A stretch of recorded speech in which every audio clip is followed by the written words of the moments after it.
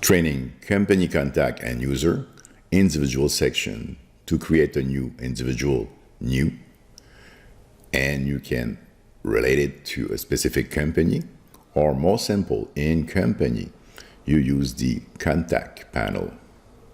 You can add name, code, and you specify for which document, accounting, shipping, main. We can see the different email that will be used. In individual, we can create a user.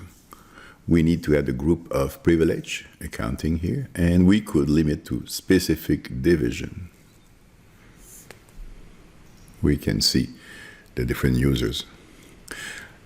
Privilege are defined into administration group.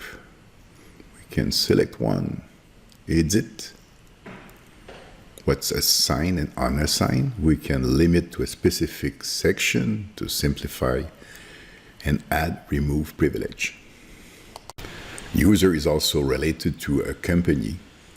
This allowed to give access to everyone, employee, sales rep, customer, supplier, more warehouse division, more group of privilege. You can see who's been creating customer order. With history, you see the history of the record. In dashboard, you see what you've been modifying, your group or everyone if you have the rights. A red dot means a message. We can read it.